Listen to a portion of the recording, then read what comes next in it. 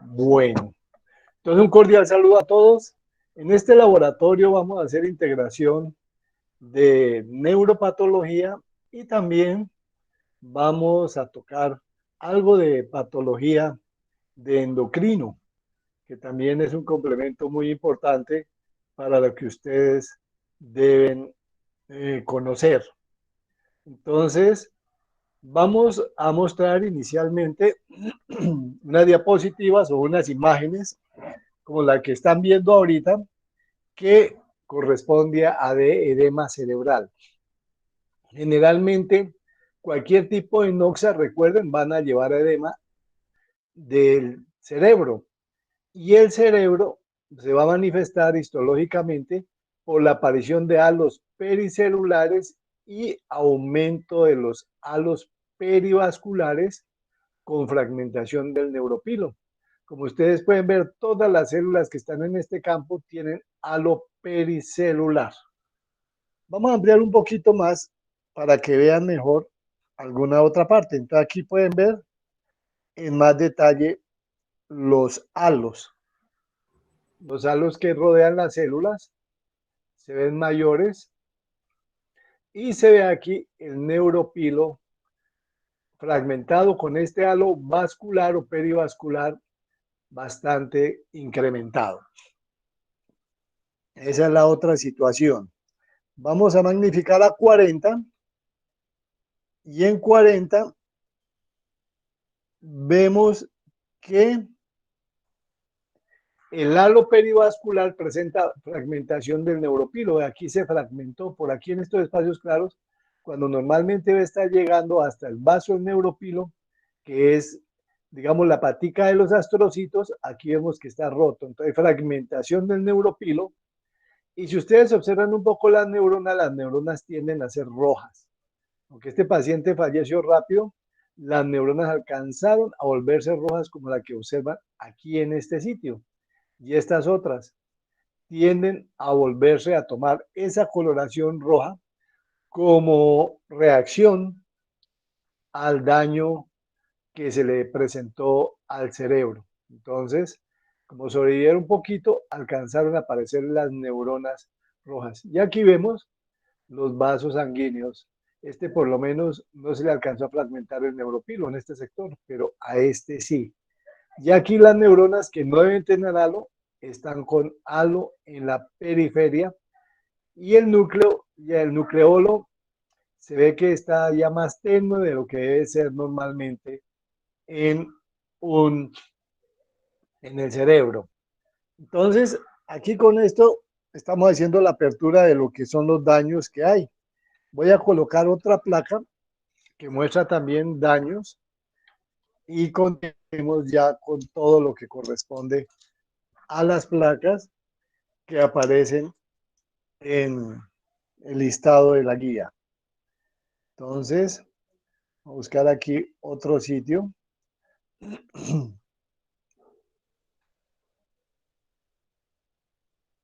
Aquí, por ejemplo, observamos gran congestión vascular, los vasos sanguíneos completamente congestivos. Tiene gran cantidad de glóbulos rojos y vemos algo de edema, pero no tan grande como el que vimos en la placa anterior. Ahora vamos a observar aquí algunos cambios de reacción, como es la presencia de la gliosis. La presencia de la gliosis es la presencia de estas células que estoy aquí señalando, estas células de la glía, de la microglía que están por ahí muy activas en esta zona del cerebro. Y vemos también que hay un poquito de edema, pero no tan exagerado como el que observamos en la placa anterior.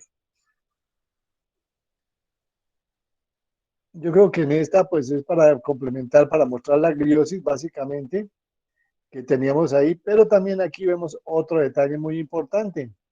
Aquí ya vemos cómo estas neuronas sobrevivieron más tiempo todavía aguantamos más tiempo, vea los cambios que encontramos. Pignosis nuclear, neurona roja con el núcleo pignótico. Aquí está el núcleo pignótico de una neurona, hacia aquí sale su axón. El núcleo está pignótico. Y vamos a buscar otra neurona que tenga cambios de cariolisis, que por aquí debemos encontrar algunas con esos cambios también a nivel de su núcleo. Por ejemplo, vamos a buscar a ver si encontramos fantasmas también de neuronas que han perdido ya el núcleo y no queda sino el fantasma. Y aquí tenemos una, esta neurona roja que vemos acá, ya perdió el núcleo, o sea que ya hizo cariorrexis. Entonces se ve que perdió el núcleo. Aquí vemos otra donde el núcleo ya prácticamente también desapareció y está como neurona roja, que es característica de las neuronas lesionadas cuando reaccionan para poder defenderse de los cambios que puedan ocurrir en un momento determinado. Por la isquemia, por sustancias tóxicas, por cualquier momento, por cualquier otra situación.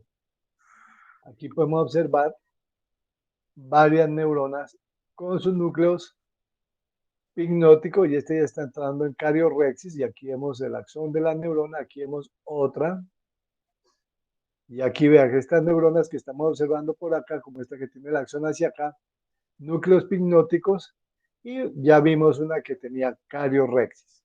Entonces son los cambios generales que hace el sistema nervioso central, en especial el cerebro, cuando hay algún tipo de trauma, un tipo de lesión que afecta las neuronas de una manera importante. Entonces, cuando ya los núcleos están hipnóticos y entran en cariorrexis, la neurona va a desaparecer. Y aquí tenemos varias neuronas rojas con núcleos hipnóticos. Este ya hizo cariorrexis. No hay núcleo. Esta también se ven como fragmenticos de lo que fue el núcleo disperso en el citoplasma. Es lo que observamos ahí concretamente y vemos los cambios de gliosis. Y generalmente cuando es prolongado el tiempo de pérdida digamos, de la oxigenación, de la nutrición y todo esto, entonces empiezan a presentarse también los fenómenos de apoptosis, donde la neurona empieza a tener una muerte programada. Ahora comenzaremos a ver los casos que tenemos acá en la guía para continuar con el ejercicio.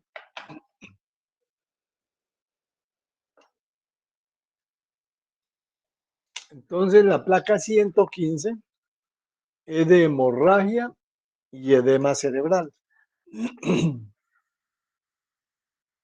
Entonces, vamos a hacer aquí una revisión. Vamos a mostrar la zona hemorrágica del cerebro y luego pasamos a ver otras características importantes. Este paciente tuvo su hemorragia cerebral y logró sobrevivir algún tiempo. Aquí vemos la zona de la hemorragia. Entonces, como vivió, sobrevivió de pronto varios días. Aquí panorámicamente vemos los eritrocitos extravasados en todo esto. Todo esto son eritrocitos extravasados y aquí también el tejido afectado con la misma situación de la extravasación de los eritrocitos. Ahora, nosotros vamos a recorrer un poquito el campo y nos damos cuenta que como el paciente sobrevivió varios días, esa sobrevida que permitió que hubiera una reacción de tipo celular. Las células inflamatorias llegaron, los macrófagos llegaron a cumplir con el proceso de retirar el material necrótico.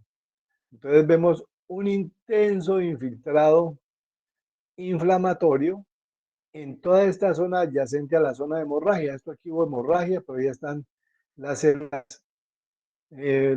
digamos, las células inflamatorias tratando de recoger ese material que se extravasó. Si nosotros vemos a mayor aumento, detallamos ya las células inflamatorias. Aquí estamos a 10 aumentos.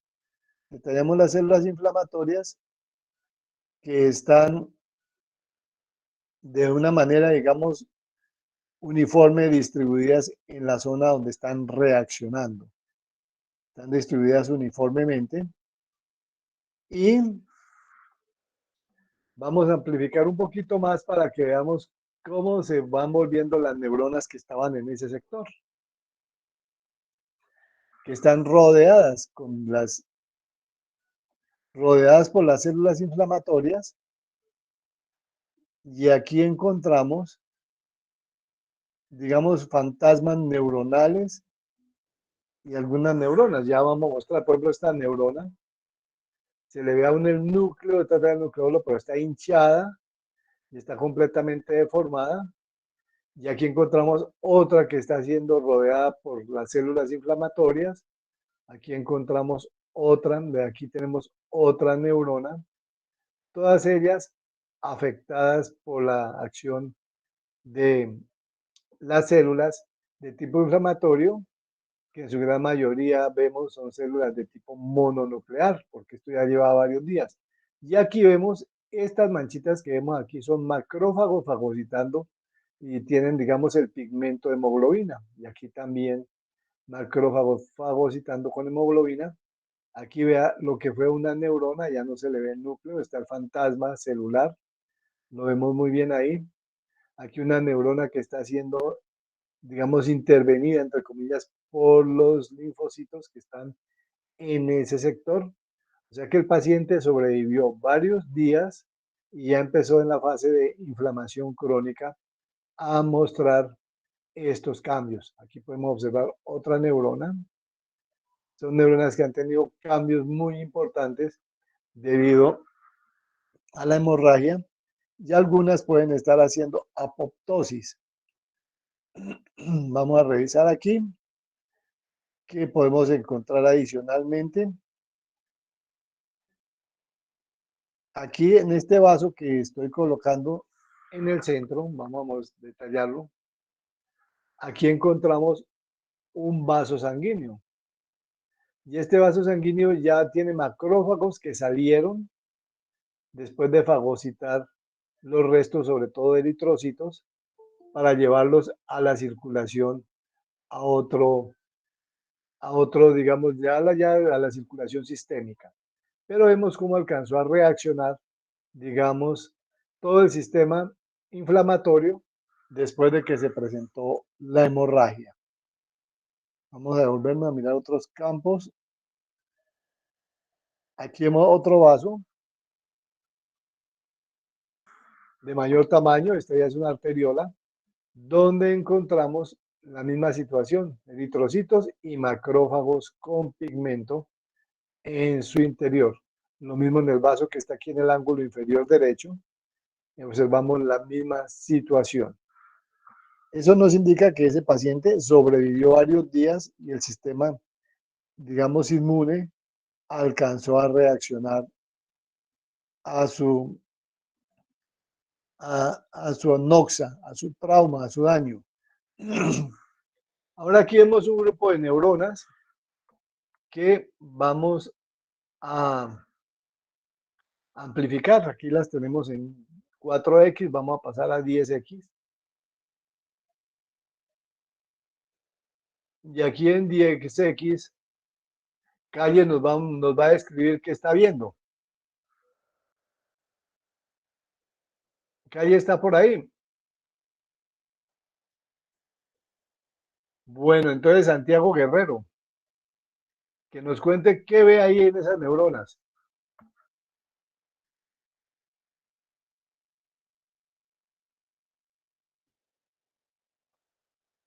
Nadie puede decir, a ver quién se atreve a decir qué observa en esas neuronas.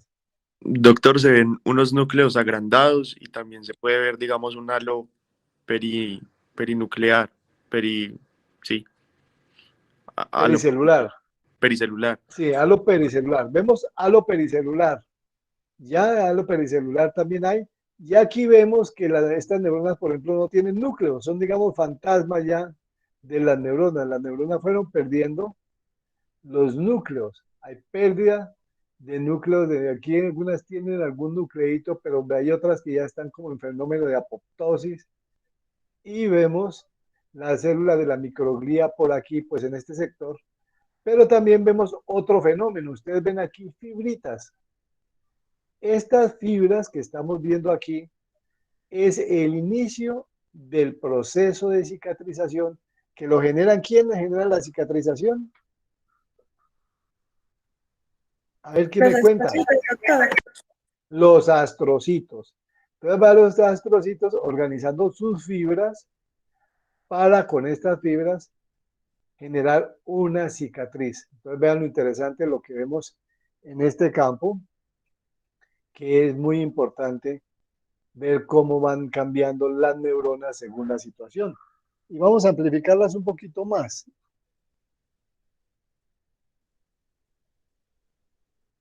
Bien, aquí observamos, si nosotros las amplificamos, vamos a observar que las neuronas tienen, esta tiene un montón de gránulos aquí. Esto es el núcleo fragmentado, esa es la cariolisis. Esta también tiene cariolisis, ya el núcleo está completamente fragmentado y estos son fragmentos del núcleo. Y aquí el núcleo aparentemente preservado, pero ya se ha desprendido mucha de la cromatina del núcleo hacia el citoplasma de la neurona. Y aquí vemos ya en detalle cómo están apareciendo las fibras. Este es un axón, este es otro axón, pero estas son fibras que están generando los astrocitos para producir la cicatrización en ese sector. Ahí pueden ver muy bien cómo están esas neuronas, las características de ellas ahí. Ahora, ya habiendo visto esta placa, nos vamos a la siguiente placa que tenemos acá. Aquí la buscamos. Entonces seguimos a la 112. En la 112 tenemos un aneurisma roto. Entonces vamos a buscar aquí panorámicamente. Este fue un aneurisma de la arteria comunicante anterior del cerebro. Entonces aquí empezamos a ver, esta es la pared del aneurisma. Aquí está la pared. Vamos a recorrerla. Vamos recorriéndola poco a poco. Ve aquí, todo esto es pared de aneurisma. Aquí, esta es pared del aneurisma. Estamos en 4X. Vean lo grande que es la lesión. Seguimos recorriéndolo.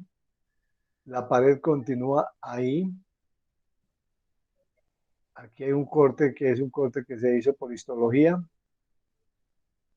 Y luego vamos a seguir recorriendo por acá.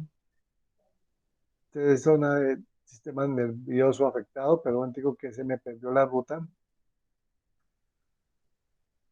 Acercámoslo por acá. Seguimos la pared, en dirección contraria. Subimos. Aquí seguimos. Vean, hay hemorragia dentro. Hay hemorragia en la pared del aneurisma. Y seguimos el recorrido para encontrar el sitio donde se hizo la ruptura, que estoy buscándolo acá. Y en este lugar fue donde se rompió. Acá. Aquí se rompió en este lugar y se produjo la hemorragia subaracnoidea que presentó ese paciente que lo llevó a fallecer. Y ahí vemos todos los focos de hemorragia que hay en el lugar. Y aquí vemos la que es la arteria comunicante anterior, en la que se formó el aneurisma. Entonces, estas es las características, una hemorragia severa, que, que viene a ser una hemorragia de tipo subaracnoideo. Ahora, ya entrando aquí al cerebro, que está un poquito clarita placa, pues vamos a encontrar todos los cambios de edema. Como lo pueden ver ahí, está clara la placa, pero vemos que hay edema perivascular y un gran edema pericelular en todas las células que tenemos acá, muy parecido a lo que vimos en las dos placas anteriores. Observamos ese edema, que es la reacción normal del cerebro a ese tipo de daños. Entonces, tenemos el edema cerebral marcado ahí y un poquitico espumoso el estroma, en este caso, del cerebro. Hacer otro recorrido por acá para buscar más detalles. Volvemos al aneurisma.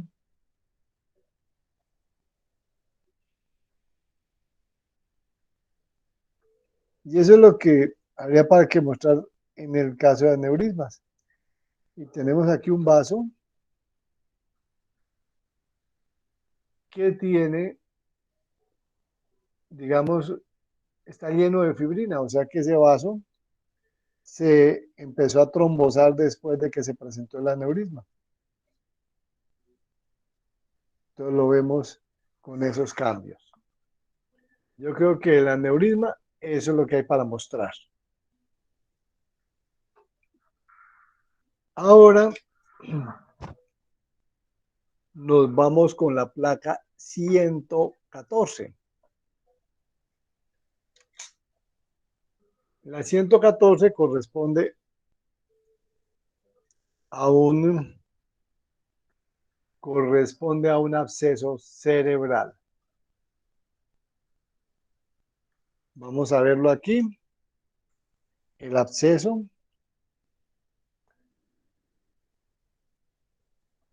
Vamos a escribir en panorámico. Vamos a buscar la zona del absceso.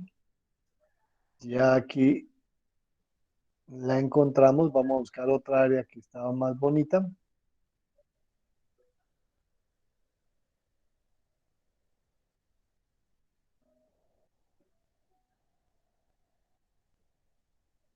Bueno, eso, esta es la zona.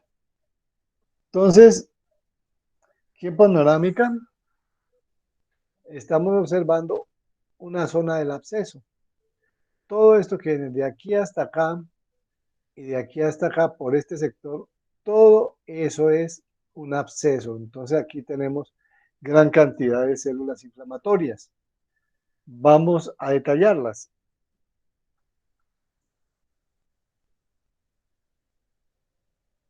Entonces, nosotros encontramos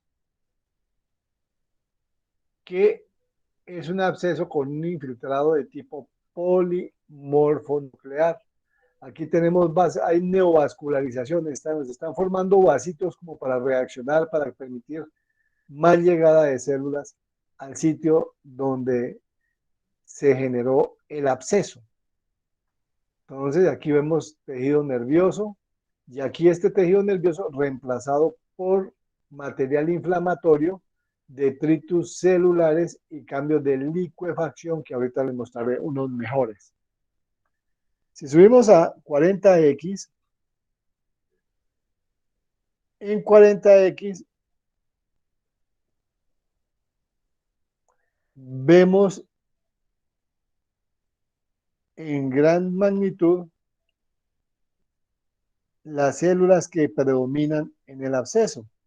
Entonces, en el absceso podemos observar que predominan los polimorfonucleares, ya los voy a señalar.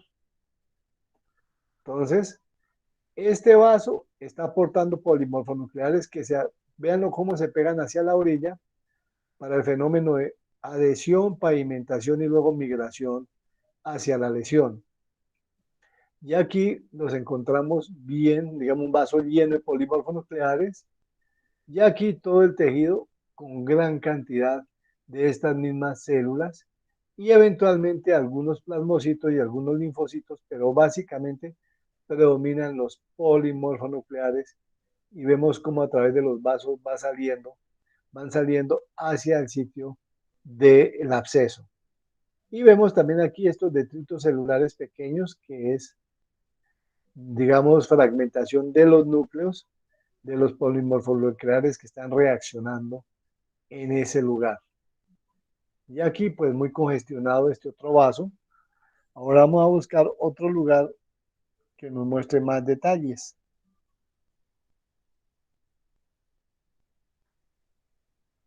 Aquí también, en esta zona, vemos la inflamación. Vean que hay polimorfonucleares, varios polimorfonucleares. Eventualmente hay células gliales que se ven por ahí de la microglía, pero predominan los polimorfonucleares y esta zona del cerebro está haciendo cambios de licuefacción.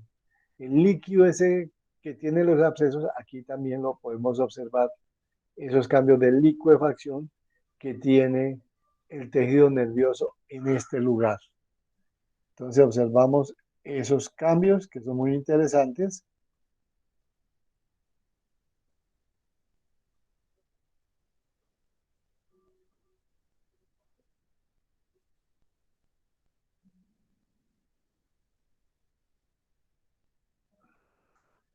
Entonces, seguimos viendo el mismo patrón, polimorfonucleares, y este material rosado son cambios de licuefacción del tejido nervioso, que los vemos ya por aquí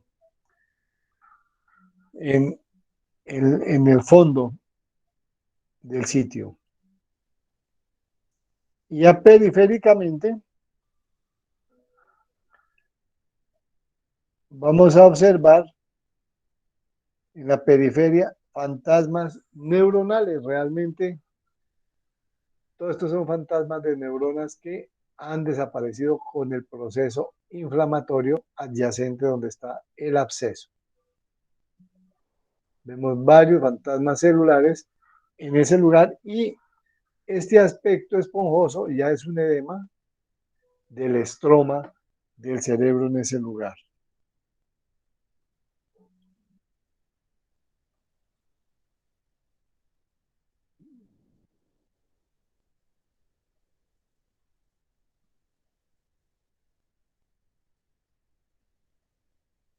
Bueno,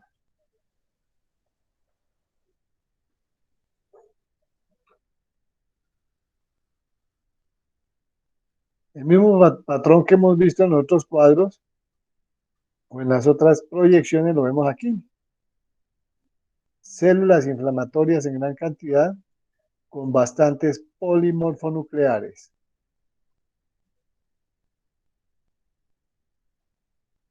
Y el edema del tejido nervioso adyacente, más la congestión vascular.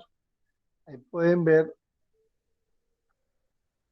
este capilar ya completamente congestionado. Y vemos un aspecto espumoso en el estroma del cerebro de esa zona por el edema. Entonces, esto es lo que corresponde a un absceso cerebral.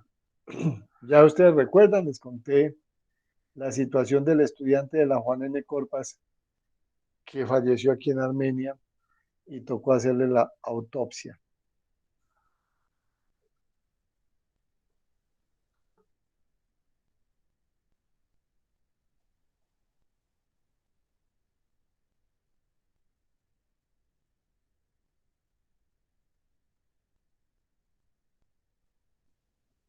Bien, entonces vamos ahora a la siguiente placa, la 119.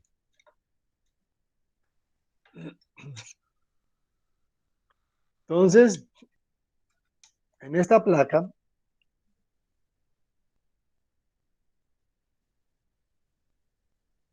nosotros encontramos un cerebro de un paciente que tuvo una lesión y luego empezó a tener cambios de cicatrización. Entonces vamos a mostrar las zonas de cicatrización para que ustedes vean cómo se organiza el cerebro después de haber tenido algún daño. En primera instancia, Vamos a mirar aquí este campo. Este cerebro, por ejemplo, tuvo una hemorragia intracerebral también. Y aquí vemos este vaso lleno, lleno de macrófagos con pigmento que es hemoglobina. Este vaso lleno de eso. Y ya aquí estamos observando que no hay neuronas, sino que hay un material fibroconectivo rodeando ese vaso. O sea que este paciente sobrevivió varias semanas a su hemorragia intracerebral, intraparenquimatosa. Entonces ya observamos que alcanzaron a generar estos cambios de cicatrización. Pero vamos a desplazarnos a un campo donde vamos a ver otros detalles de la cicatrización. Digamos como la transición entre el fenómeno que es en este lugar, voy a subir a 40 para que en este lugar veamos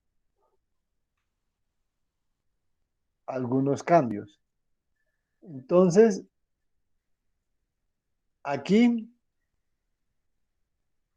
está predominando un infiltrado inflamatorio de tipo mononuclear y vemos los macrófagos con pigmento en esa zona. Macrófagos con pigmento, hay neoformación de vasos sanguíneos como este que estoy señalando aquí y macrófagos con pigmento en gran cantidad tenemos en este lugar. Y ahora vamos a observar otro detalle por acá que es interesante y es que en este campo ya podemos ver a los astrocitos generando, digamos, el proceso de cicatrización. En esta zona clara, ve aquí hay un capilar, aquí hay otro, aquí hay otro. Y estos son los astrocitos lanzando, digamos, sus podocitos para formar fibras que luego empiezan a verse como lo observamos aquí. Y va a terminar, como vimos en el primer cuadro, con una cicatriz densa en el sitio donde van actuando y reemplazando al tejido nervioso que ya ha desaparecido. Vamos a amplificar, aquí también vemos, vea, neovascularización, vasitos. Vamos a magnificar a 40.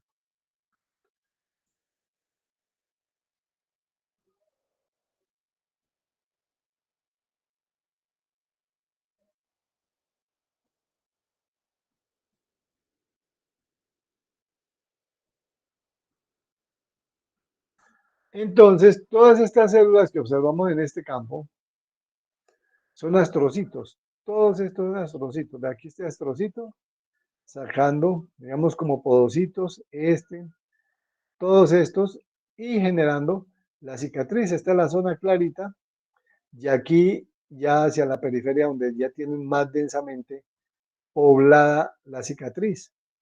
Aquí observamos otros, pero esta es la disposición y así es como los podocitos empiezan a hacer prolongaciones que van a cubrir ese, como entre comillas, ese hueco que quedó donde se perdió tejido nervioso. Esto es una reacción de cicatrización.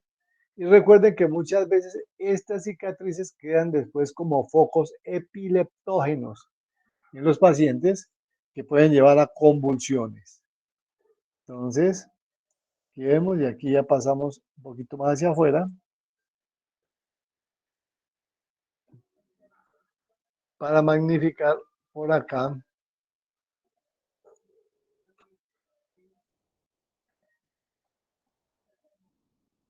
Entonces aquí ya aumentó la densidad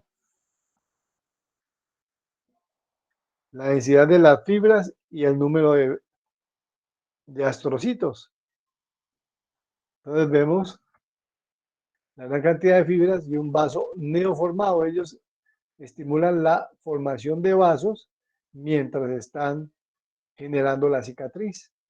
Y eso es lo que podemos apreciar aquí. Entonces, esta es una cicatriz después de una lesión del sistema nervioso, donde el tejido nervioso es reemplazado por un tejido cicatrizal que va a llevar a fibrosis. Y aún ahí alcanzamos a observar algunos macrófagos con pigmento dentro de la cicatriz. Alcanzamos a observarlos, lo que nos muestra que este paciente hizo una hemorragia cerebral intraparenquimatosa.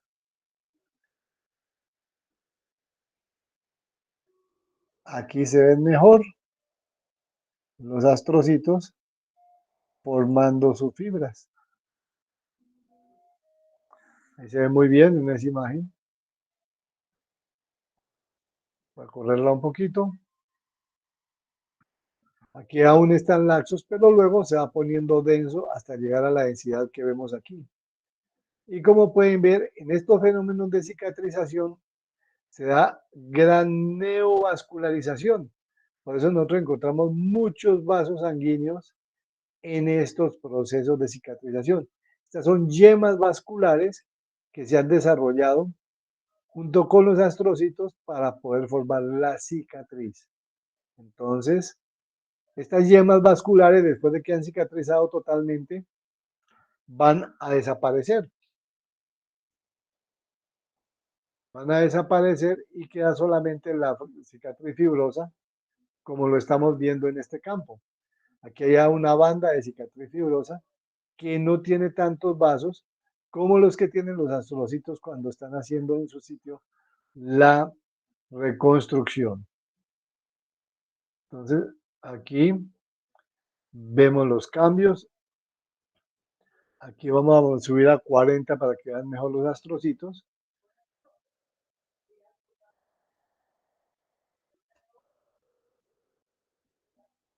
Bueno, todos esos son astrocitos, generando, como pueden ver, las fibras que van a constituir el tejido cicatrizal que tiene ese cerebro. Vamos a mirar otro campo, a ver qué más encontramos para compartirles.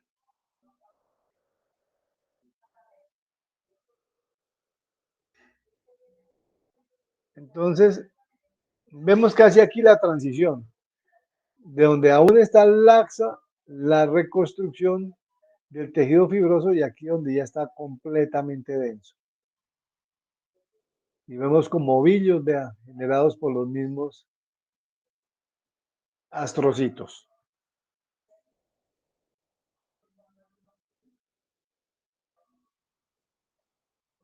Y si observamos el cerebro en este campo, también tiene grandes cambios de edema.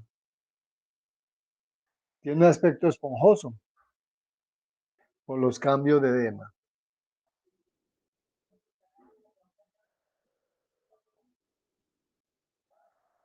Y aún hay astrocitos en esa zona. Vamos a buscar otro campo adicional.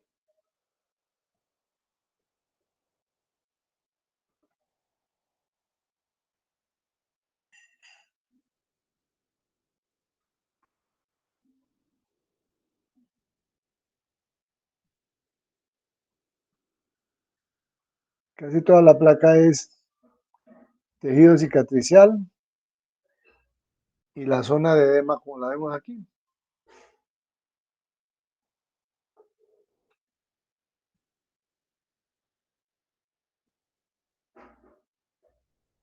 Bueno, eso con respecto a la cicatrización del sistema nervioso. Ahora vamos a revisar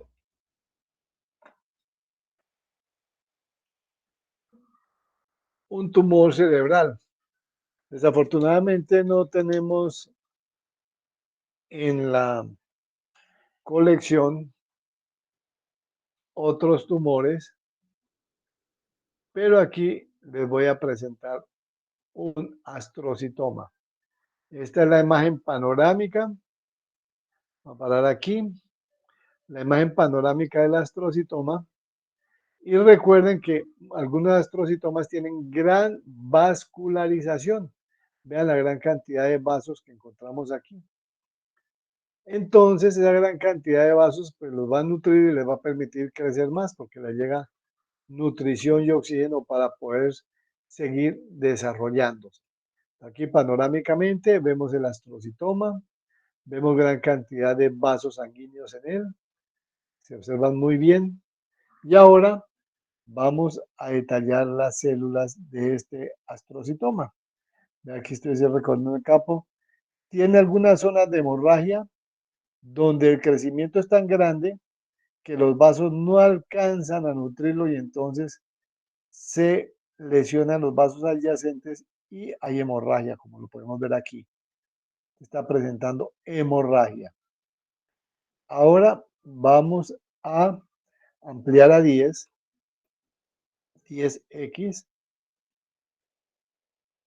y ya vamos viendo los astrocitos como tales. Entonces vemos los astrocitos.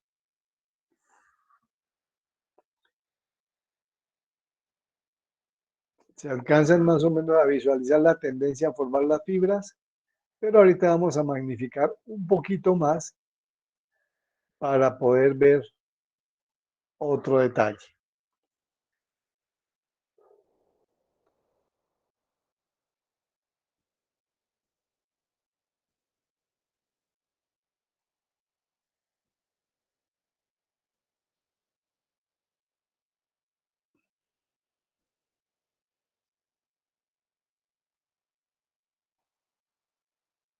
Bueno, yo creo que por aquí podemos ver bien. Podemos observar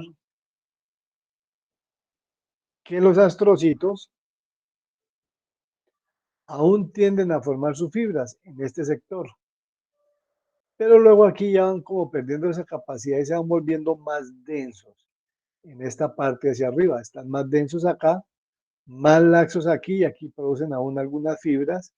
Vemos los núcleos claros, grandes en algunos, como deben ser los núcleos de los astrocitos, pero también vemos estos núcleos oscuros con diferentes formas, este como angulado, estos más pequeños y muy oscuros, o sea, pignóticos o hipercromáticos, que ya estamos observando aquí, estos alargados. Entonces, aquí ya estamos ante un astrocitoma que nosotros llamaríamos un astrocitoma grado 2. Entonces, esta imagen del astrocitoma, un astrocitoma grado 2, que lo tenemos acá en este lugar. Está muy bien observado.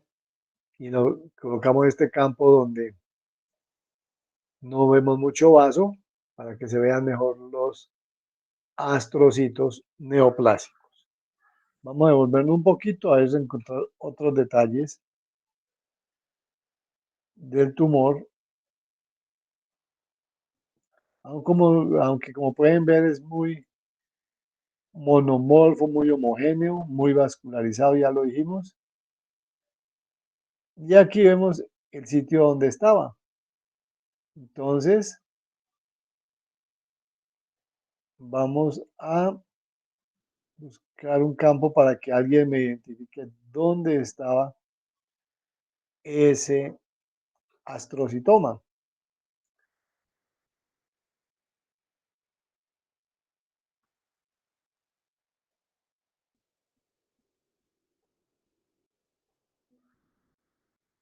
Si miramos este campo, alguien se atreve a decir dónde estaba ese astrocitoma.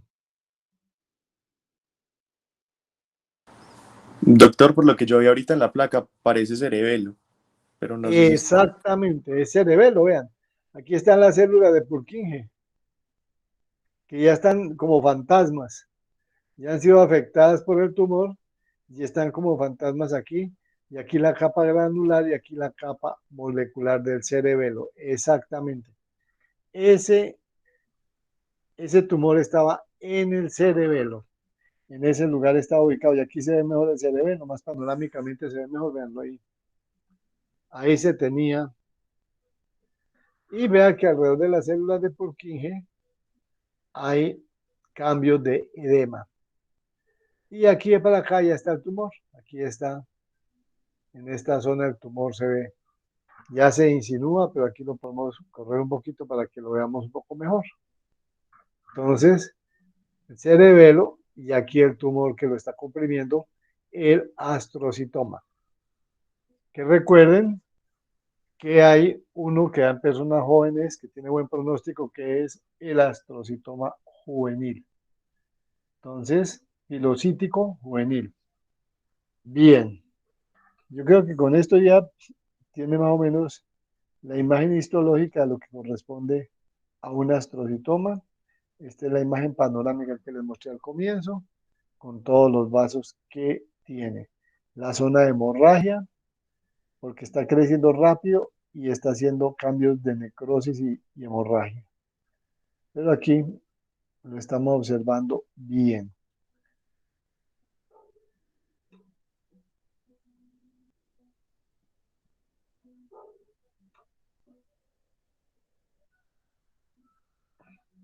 Y aquí los astrocitos, como los hemos visto en otra parte, inclusive aquí vemos un astrocito con todas las paticas, como lo vemos casi normal. Y aquí vemos estos de núcleos pignóticos y núcleos pleomórficos. Este yo lo clasificaría como un astrocitoma grado 2. Ahí tenemos ya. Bueno, vamos ahora a pasar a la siguiente placa. Vamos a pasar, nos vamos para endocrino.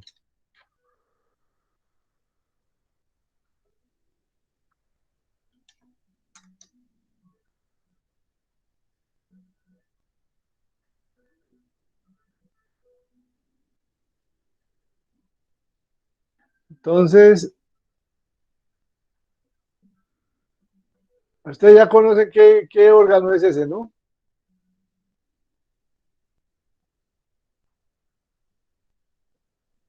¿Saben qué órgano es? ¿O no saben qué órgano es? La Páncreas, glándula. El doctor. páncreas, doctor. La glándula tiroides. Glándula tiroides, vamos a magnificar aquí un poquito.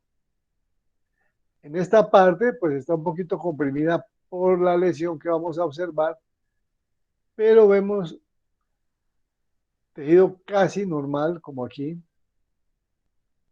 los folículos tiroideos tapizados, voy a incrementar un poquito, tapizados por epitelio cúbico. Aquí material coloide, el epitelio cúbico, material coloide, que en este caso están comprimidos por el nódulo que les voy a mostrar.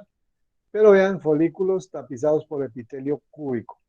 Esto es lo normal, entre comillas, de tiroides, que está un poquito deformado. Pero nos vamos para donde queremos ver, para lo que queremos mostrar. Entonces salimos de aquí y nos encontramos con este nódulo. Vean la interfase entre tiroides normal, pero comprimido por el nódulo, y aquí el nódulo. ¿Qué diferencia ven entre los dos? ¿Quién me puede decir?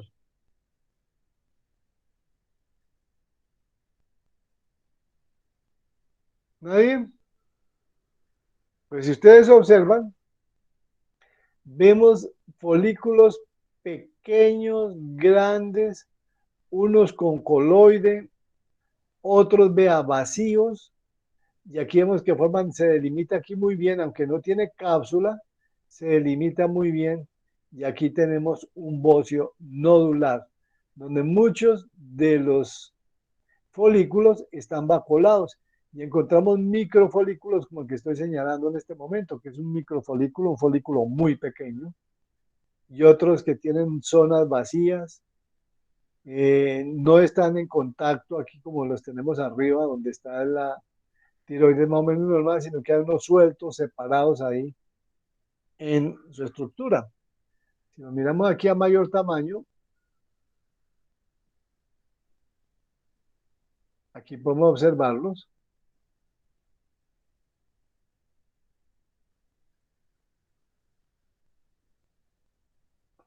con los cambios. Entonces, con los cambios que le describí. Vea, folículos completamente desocupados, otros parcialmente desocupados, de distintos tamaños y muy pequeños y no están en contacto uno con otros, no tienen los vasitos sanguíneos a los cuales le deben aportar el coloide.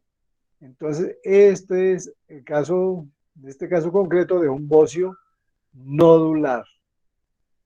Un bocio nodular. Vamos a hacerle un recorrido periférico a ese bocio, panorámico, para verlo panorámicamente. Entonces, aquí vemos el límite, vean cómo se limita con relación al tejido normal. Entonces, es una imagen muy bonita correspondiente a un bocio nodular. Y aquí lo seguimos viendo, por aquí lo observamos. Bocio nodular. Entonces vean cómo se observan esos folículos sueltos. Si alcanzaron a ubicar la diferencia. Si no, en el libro de histología van a ver la tiroides normal y la van a comparar con esta.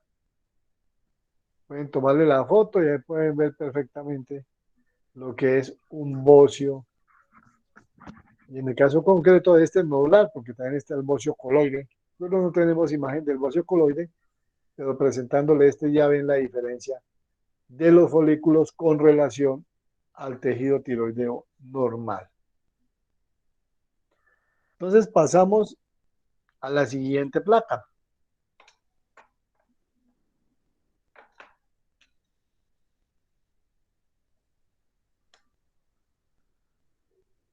Bueno, la glándula suprarrenal. ¿Quién me puede decir cuándo puede presentar la glándula suprarrenal necrosis hemorrágica? A ver, Kevin Valdés, cuéntenos.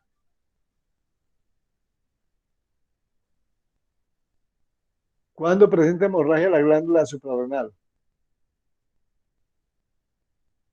Lenny Melissa. Bueno, creo que ustedes lo habían visto el semestre pasado, pero yo les cuento que la glándula suprarrenal presenta hemorragias en casos de estrés alto, por ejemplo, en los quemados, en personas que están en sepsis, Doctor, ¿eso era lo de incluso los pacientes que tenían presión arteriales bajas? los que tienen presión arterial baja son los que van a tener ahorita la atrofia suprarrenal, que es la siguiente que vamos a ver. Ellos pueden presentar porque por atrofia pues no van a producir suficientes hormonas y mucho menos van a producir poca adrenalina y noradrenalina, la tensión se les puede bajar. Sí, señora. Esos son los que tienen atrofia de suprarrenal. Y aquí tenemos entonces la hemorragia. Ustedes pueden observar eh, la zona hemorrágica. Vea, todo esto es hemorragia en la suprarrenal. Pero voy a mostrar un campo donde podemos ver el fantasma de las células, digámoslo así, de la glándula. Un recorrido aquí para que veamos algo. Entonces, aquí, ¿qué estamos observando? Ya les voy a mostrar. Aquí estamos observando que inclusive hay hemorragia en la grasa periférica, en la cápsula que rodea la glándula, y aquí desde la corteza, aquí está la zona fascicular, aquí está la zona glomerular, aquí está la zona fasciculada y aquí está la zona trabecular y aquí la médula. Entonces, vean cómo vemos las líneas correspondientes a la zona fasciculada, se ven muy bien. Y vemos todos los focos de hemorragia extensa que tienen desde la grasa periférica, la cápsula, la corteza y llega hasta la médula, que es la que se afecta inicialmente cuando hay problemas de estrés. Entonces, aquí vemos todos los cambios. Esta es una hemorragia aguda por estrés. En el caso por concreto de este paciente, este fue un paciente que tuvo quemaduras como del 70% y falleció. Entonces vemos la hemorragia por estrés en la glándula suprarrenal. Esta es la imagen más representativa. Ya vamos a bajar un poquito para ver algún detallito, pero realmente la panorámica es la que más nos ayuda a mostrar la hemorragia. Y aquí podemos ver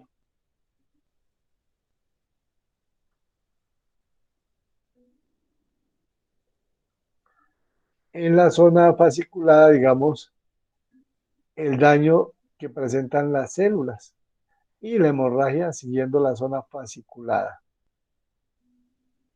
para observar esa parte. Y vea, y allá también llegan los macrófagos a recoger toda la hemoglobina de los eritrocitos que van lesionando. Ocurre lo mismo como en cualquier sitio donde hay algún tipo de hemorragia.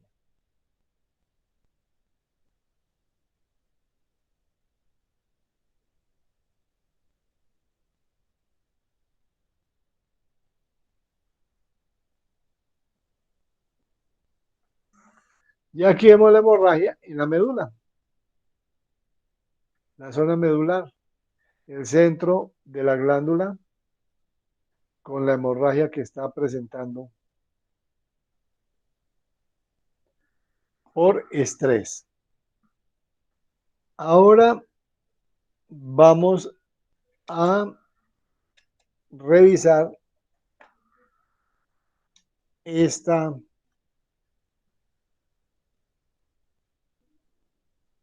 plaquita.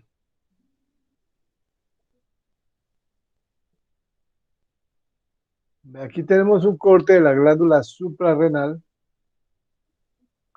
Recuerde que es como si tuviéramos dos manos, una frente a la otra, palma contra palma.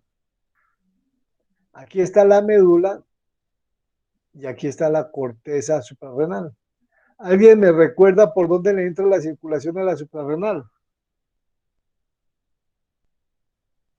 A ver, de lo que estudiaron el semestre pasado, para que nos cuente.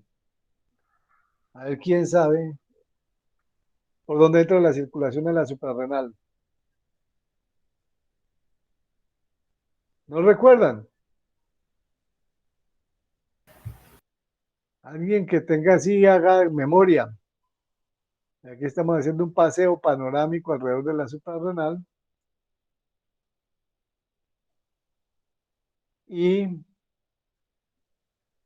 mientras a ver quién me puede contar por dónde le llega la circulación a la suprarrenal. Por el polo superior, doctor. No. Entonces les voy a contar. La circulación a la glándula suprarrenal le llega por la cápsula.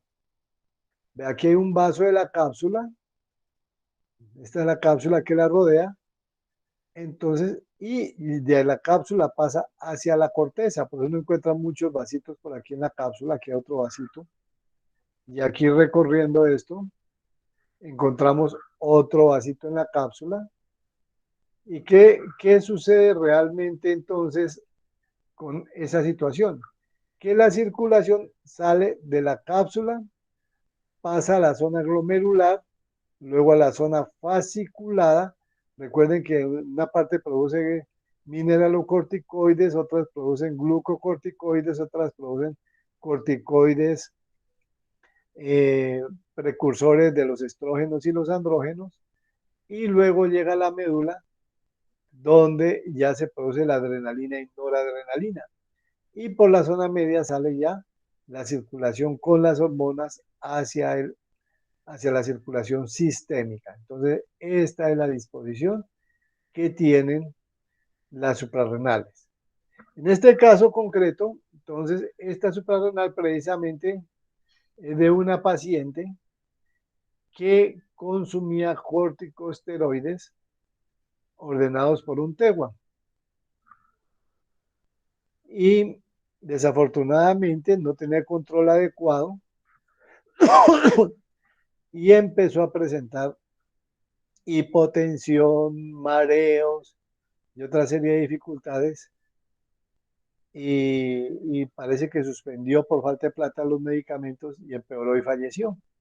Y entonces encontramos que realmente el grosor de esta parte y de aquí a acá debe ser igual al total que tenemos aquí, o sea que aquí está reducida a la mitad.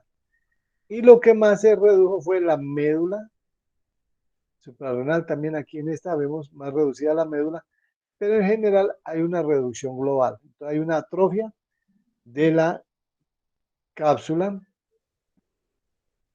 y que repercutió en la médula y esto llevó a la muerte de esa paciente.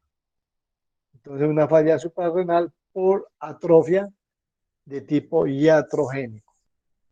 Entonces ahí, la suprarrenal se ve como una suprarrenal normal pero chiquita, pero realmente aquí vemos que tanto la cápsula se atrofió, pero también la médula tuvo repercusiones correspondientes, por eso no pudo producir la suficiente adrenalina ni noradrenalina para ayudar a mantener la tensión y ayudar también al mantenimiento del equilibrio hidroelectrolítico, ya que por acá en la zona glomerular se producen los mineralocorticoides. Todo esto lo tenía como complemento para repasar, porque recuerden que la adrenalina y la noradrenalina son neurotransmisores que actúan en el sistema nervioso autónomo. Entonces, por esa razón, les traje esta placa. Si ustedes tienen preguntas, dudas, inquietudes, y si no, pues ahí está la fecha de entrega del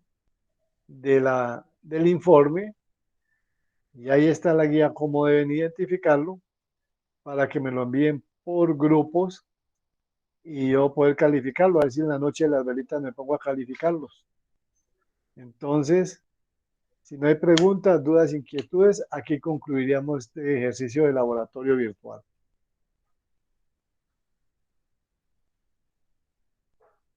Muchas gracias. Bueno, Gracias, doctor. Gracias, doctor.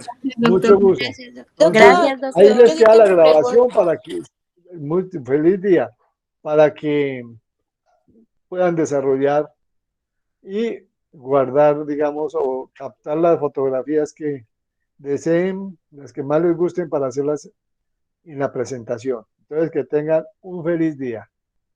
Gracias, Doctor, doctor. sí tengo una pregunta.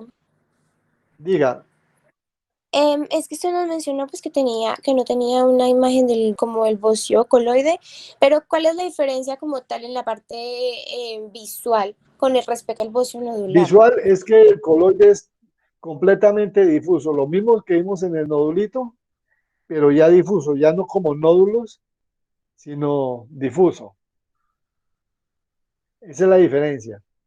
Se ve difuso, se ve parejo, uno no ve el nódulo que se delimite, sino ve uno completamente todo el tejido con los cambios que vimos en el nódulo.